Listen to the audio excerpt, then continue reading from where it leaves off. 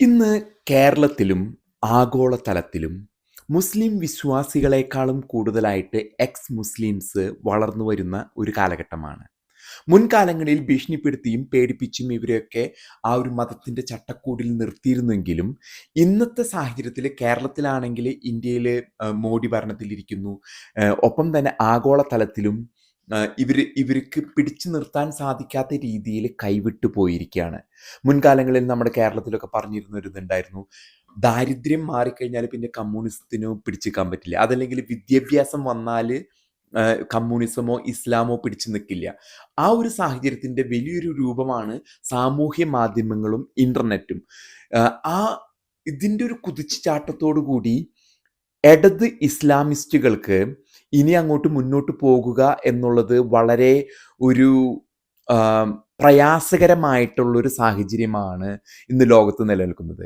കേരളത്തിൻ്റെ സാഹചര്യം എടുത്ത് പരിശോധിക്കുകയാണെങ്കിൽ എക്സ് മുസ്ലിംസ് മതം വിട്ട് പുറത്ത് ചാടുക തന്നെയല്ല, അതോടൊപ്പം തന്നെ അവർ മൈക്കെടുത്ത് ഇതിനെതിരെ, മതത്തിനെതിരെ ഘോരം ഘോരം പ്രസംഗിക്കുന്ന രീതിയിലേക്കാണ് പോയിക്കൊണ്ടിരിക്കുന്നത്. അതിനുള്ള ഉദാഹരണങ്ങളാണ് കോയ സ്പീക്കിംഗ് എന്നും പറഞ്ഞ് ആരിഫ് ഹുസൈന്, ജാമിദ ടീച്ചർ, ഹമീദ് ചേന്ദമംഗലം, ജബ്ബാർ മാഷ് തൊട്ട് ഒരു നിര ആൾക്കാരാണ്.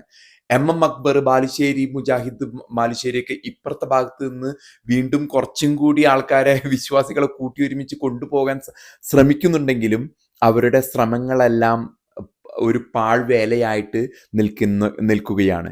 ഇതിനിടയിലാണ് കഴിഞ്ഞ ദിവസം ഇവരുടെ നേതാക്കന്മാർ ഈ പ്രശ്നങ്ങൾ ചർച്ച ചെയ്യുന്നതിന് വേണ്ടിയിട്ട് പാണക്കാട് സാദിഖലി തങ്ങളും ജിഫ്രി കോയ തങ്ങളും പിന്നെ സമസ്തയുടെ ഉമ്മർ ഫൈസി മുക്കം കൂടിയും കോഴിക്കോട് കൂടിയിരുന്ന് ആലോചന നടത്തി നേതാക്കന്മാർ ഇതിനൊരു പ്രതിവിധി കണ്ടെത്തുന്നതിന് വേണ്ടിയിട്ട്.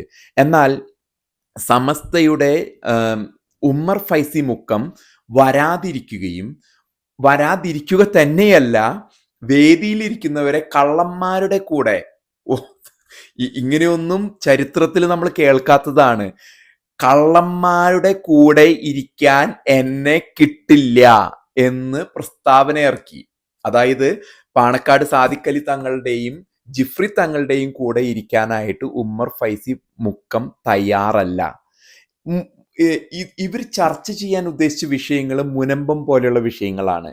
മുനമ്പം വിഷയം മുൻകാലങ്ങളിൽ ഇടത് സർക്കാരിനെയും വലത് സർക്കാരിനെയും ഭീഷണിപ്പെടുത്തിയും അവർക്ക് വേണ്ടതെല്ലാം നേടിയെടുത്തുന്ന ഒരു സാഹചര്യം ഉണ്ടായിരുന്നെങ്കിലും ഇത് കൈവിട്ടുപോയി. ഇനി ഇസ്ലാമിക വോട്ട് നമ്മൾ അറിയുന്ന പോലെ ഈ ഒരു ന്യൂനപക്ഷം 10-25% വരുന്ന ന്യൂനപക്ഷം എല്ലാ മണ്ഡലങ്ങളിലും സ്വാധീനം ചെലുത്തി അവരുടെ രാഷ്ട്രീയ കാര്യങ്ങൾ ഇത്രയും കാലം കൊണ്ടു നടന്നിരുന്നു.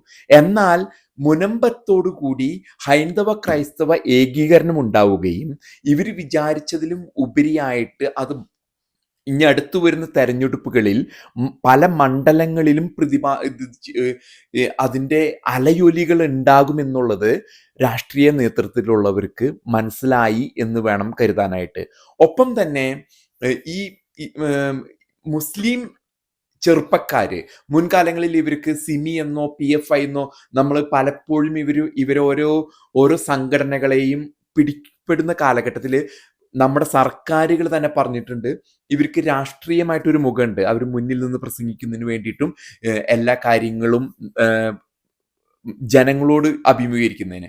അതോടൊപ്പം തന്നെ 2-3 ഘട്ടമായിട്ട് ഇവർ ചെയ്യുന്ന എല്ലാ അന്യായങ്ങളെയും ന്യായീകരിക്കാൻ വേണ്ടി ഒരു വിഭാഗമുണ്ട്.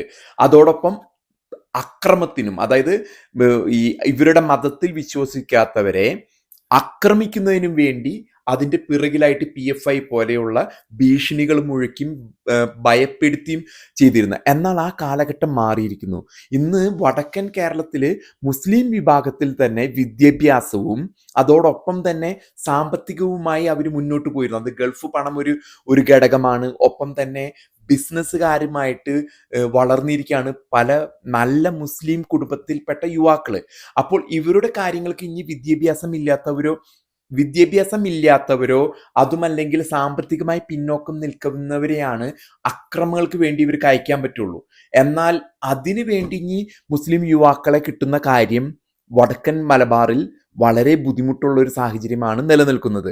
ഒപ്പം തന്നെ ഈ സ്ത്രീകളെ എത്ര നാളും ഭീഷണിപ്പെടുത്തിയൊക്കെ അവരെ ഈ ഇത് നമ്മുടെ അവരുടെ ഈ ഹിജാബൊക്കെ ഇട്ട് നടക്കേണ്ട ഒരു സാഹചര്യം ഉണ്ടായിരുന്നു.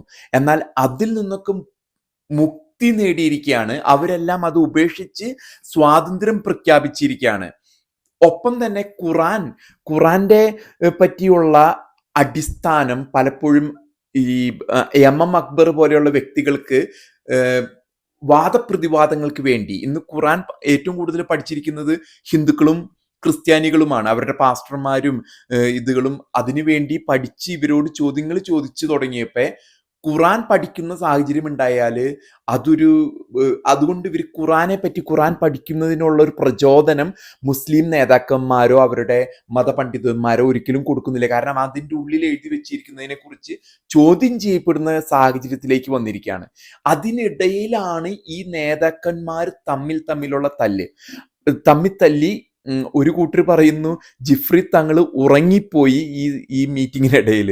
എന്നാൽ അതിനെ പിന്നീട് പത്രമാധ്യമങ്ങളൊക്കെ വളച്ചൊടിച്ച് ഉറങ്ങല്ല ഇറങ്ങി എന്നാണ് ഉദ്ദേശിച്ചത്. പല മാതിരിയാണ് നമുക്ക് പുറത്തേക്ക് വരുന്ന വിവരങ്ങൾ. അപ്പൊ ഇവര് തമ്മിലുള്ള തല്ല് സാദിഖലി തങ്ങൾ, പാണക്കാട് സാദിഖലി തങ്ങളും ജിഫ്രി തങ്ങളും ഉമ്മർ ഫൈസി മുക്കവും കൂടി ഒരുമിച്ച് കൂടിയിരുന്ന് സമാധാനത്തിന്റെ ഒരു ചർച്ചയ്ക്ക് ഇരിക്കുന്ന വേളയിലാണ് പരസ്പരം കള്ളനെന്നും പരസ്പര ബഹുമാനമില്ലാതെ ഇവർ തല്ലിയിരിക്കുന്നത്. അപ്പൊ നമ്മൾ ഈ സാഹചര്യത്തിൽ നമുക്ക് മനസ്സിലാക്കേണ്ടത് ഇത് എവിടെ ചെന്ന് നിൽക്കും. ഈ നേതൃത്വത്തിന് ഇങ്ങനെയുള്ള ഒരു സാഹചര്യം, ഇങ്ങനെയൊരു നിലപാടിൽ വരാൻ സാധിക്കാത്ത സാഹചര്യത്തിൽ ഇനി വരുന്ന തെരഞ്ഞെടുപ്പുകളും രാഷ്ട്രീയമായുള്ള മാറ്റങ്ങളും വളരെ സൂക്ഷ്മതയോടെയാണ് കേരളം നോക്കിക്കാണുന്നത്.